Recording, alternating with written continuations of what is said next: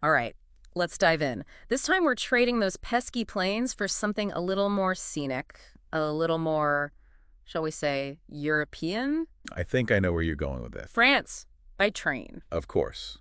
Always a classic. We're taking a deep dive into France by train, the complete guide to scenic rail journeys and historic stops.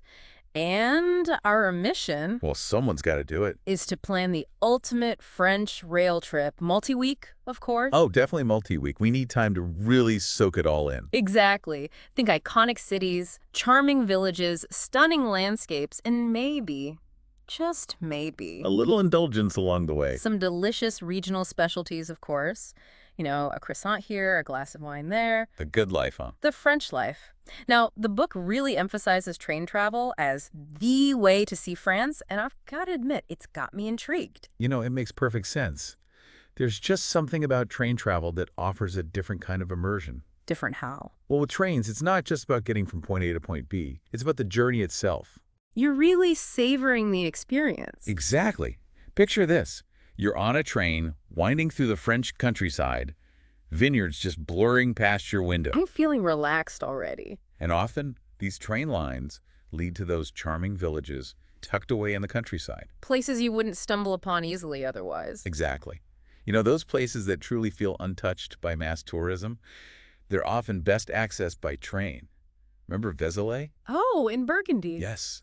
Perched on a hilltop overlooking all those vineyards. Absolutely magical. You wouldn't have experienced that charm without that train journey leading up to it. You're making a strong case here. Okay, so we're sold on the romance of train travel. Who isn't? But before we get lost in daydreams of charming villages, we need to get down to the nitty-gritty.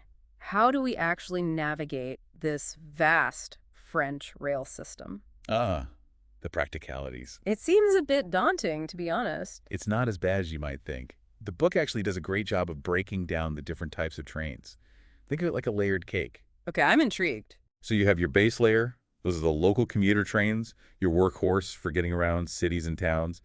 Then you have the regional trains, perfect for those scenic countryside routes and reaching smaller towns. I'm liking where this is going. And finally, the top layer, the crown jewel. The TGV. Precisely. Now, the book makes it sound like the ultimate travel experience. It really is something else. Speed, efficiency, comfort. Did you know it can reach speeds of up to 320 kilometers per hour? It's mind-blowing. The book goes beyond just the speed, though. It really highlights the TGV's comfort and convenience. Spacious seats, onboard services like dining cars, even quiet zones. You had me at dining cars. And they're incredibly efficient, thanks to their aerodynamic design and powerful engines. Wow, so all that and environmentally friendly too. You got it. The TGV really does tick all the boxes. It does sound impressive, but I have to admit, those regional trains and their promise of hidden gems are calling to me. They have a certain allure, don't they? The book suggests regions like Provence, the Dordogne, and the Loire Valley as perfect for exploring by regional train. Imagine rolling through those sun-drenched vineyards, catching glimpses of medieval castles. Ooh, yes. And stopping in those charming villages where time seems to stand still. You're getting it. I'm already picturing myself on the Côte d'Azur Express, sun on my face, Mediterranean sparkling in the distance. But hold on, before I get too carried away, shouldn't we cover the basics of, booking tickets, rail passes, that sort of thing? Absolutely. Can't forget the practicalities. The book really stresses booking in advance, especially for popular routes. You don't want to be left stranded on the platform. Definitely not. And the good news is, online booking is super easy these days. The SNCF, that's the French National Railway Company, has a very user-friendly website, and there are also various apps you can use to compare prices and snag those tickets. So, TGV for speed and efficiency, regional trains for uncovering those hidden gems, and book everything in advance. Got it.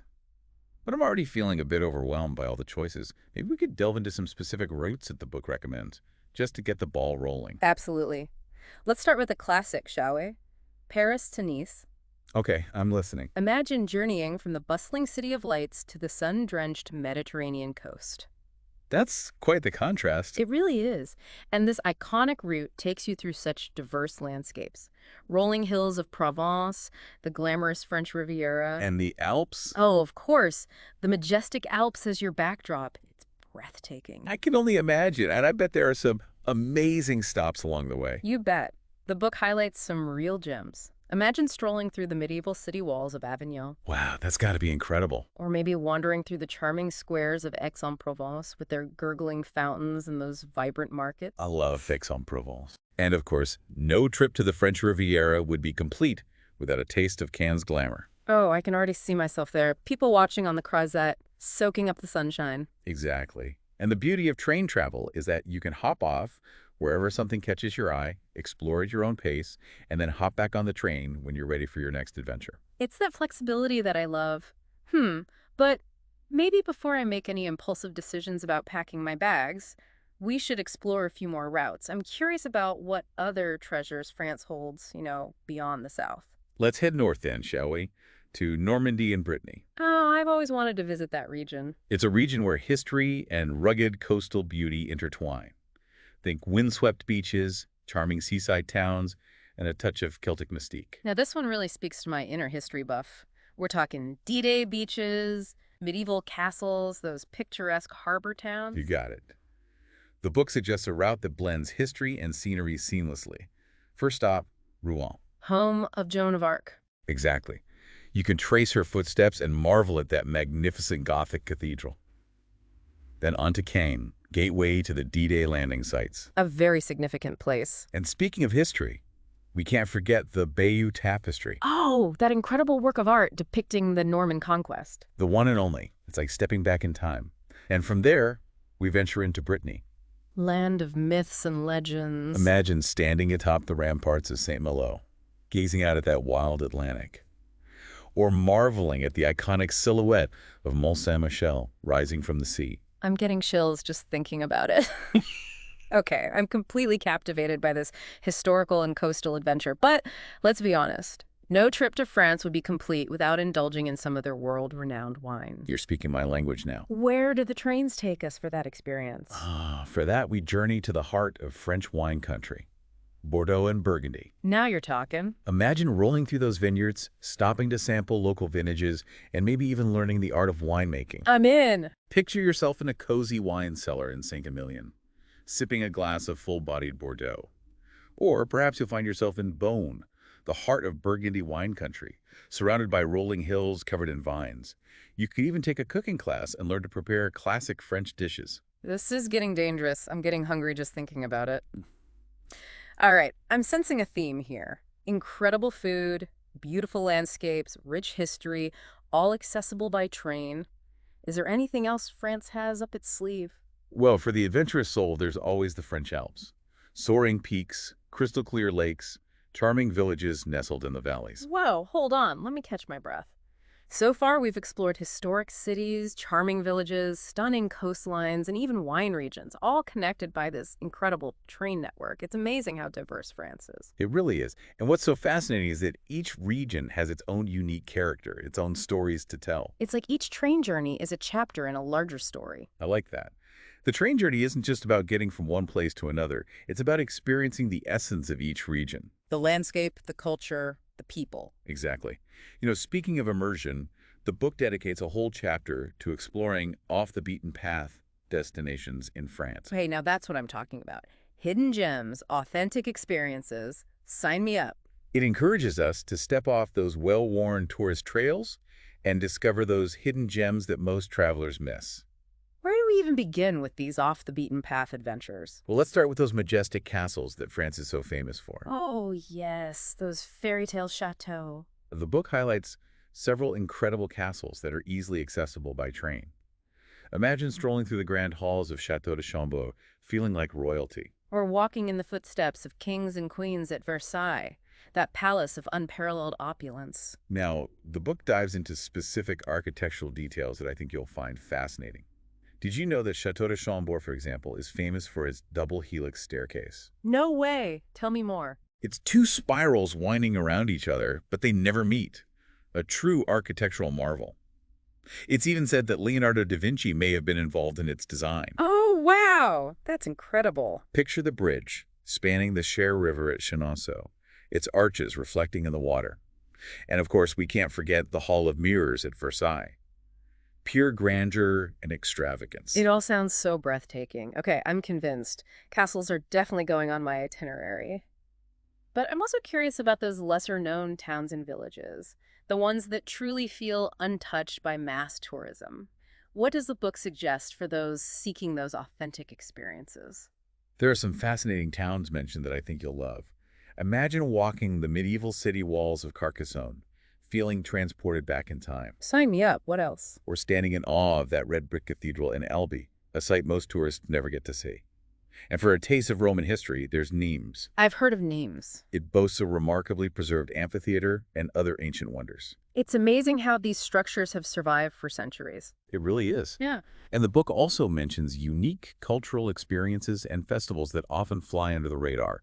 Think traditional markets, local crafts, regional cuisine, local celebrations. It's all about immersing yourself in the local culture, right? Connecting with the heart and soul of each region. Exactly. It's about those unexpected encounters, those serendipitous moments that make a journey truly memorable. This is all so inspiring. I feel like I'm already planning my trip as we speak.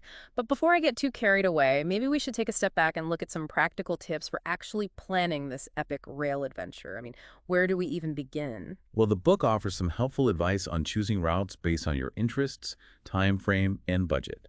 It even includes sample itineraries for 7-day, 10-day, and 14-day trips. Okay, that's helpful. So whether you're a history buff, a foodie, or a nature enthusiast, there's a French rail journey out there waiting for you. But before we get too lost in the possibilities, maybe we should address the elephant in the room, booking those train tickets. You're right. It's important to be prepared, especially if you're traveling during peak season. The book emphasizes booking tickets in advance to secure your seats. And let's not forget about rail passes. Rail passes, yes. That's something I definitely need to research. I'm guessing there are different types. Absolutely. The book provides a comprehensive overview of the various rail pass options available, from the France Pass for unlimited travel to regional passes that focus on specific areas. It really depends on your itinerary and how much you plan to travel. So, dear listener, whether you're a seasoned traveler or a first-time visitor to France, a rail adventure is within your reach. With a little planning, the right resources, and a sense of adventure, you can unlock the magic of this enchanting country, one train stop at a time. And speaking of resources, let's not forget about France by Train, our trusty guidebook for this deep dive. It's packed with practical tips, suggested itineraries, and those hidden gems that make a journey truly special. It's like having a personal travel agent in your pocket. And remember, this is your journey, so tailor it to your interests, your pace, and your budget. Exactly. You're not bound by rigid schedules or itineraries. Hop off the train when something catches your eye. Linger longer in those places that steal your heart. It's all about creating an experience that's uniquely yours. And speaking of unique experiences, one thing the book really emphasizes is seeking out those authentic moments. Yeah, absolutely. It's not just about checking off landmarks, it's about connecting with the people, the culture, the essence of each place you visit. Imagine yourself sipping coffee at a sidewalk cafe, watching the world go by, or chatting with locals at a bustling market. These are the moments that truly bring a journey to life. And those moments are often found in the unexpected places. So, dear listener, be open to serendipity, embrace the detours, and let yourself get lost in the magic of France. Exactly. Don't be afraid to stray from the well-trodden path. Discover those hidden gems that most tourists never get to see. It's in those unexpected moments that you'll truly connect with the heart and soul of France. Okay, I think we've covered a lot of ground in this first part of our deep dive into French rail travel. We've explored the different types of trains, discussed the benefits of train travel, and even glimpsed some incredible routes and destinations. We've barely scratched the surface. But I think we've given our listener a good foundation to start planning their own rail adventure. Absolutely. And in our next segment, we'll delve deeper into some of those off-the-beaten-path destinations that the book highlights, uncovering those hidden gems and authentic experiences that make France so special. So stay tuned, dear listener, because the journey is just beginning. I can't wait. Welcome back to our French rail adventure. Last time we explored different types of trains and some iconic routes. A little taste of what's out there. Now let's dive into those off-the-beaten-path destinations the book highlights. My favorite part. I'm all about uncovering those hidden gems most tourists miss, you know. Absolutely. That's where the real magic happens. It's about venturing beyond the familiar, Embracing the unexpected. discovering those authentic experiences that capture the essence of France. Okay, so where do we begin our journey into the lesser-known corners of France? Well, the book dedicates a whole chapter to this idea of off-the-beaten-path travel. No. It all starts with a shift in perspective. Okay, I'm intrigued. Tell me more.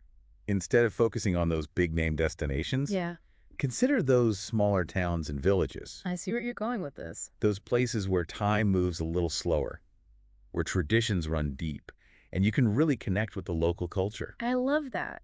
It's about slowing down, savoring the journey, and really immersing yourself in the local way of life. Precisely. And the book suggests some fantastic towns that really embody this spirit.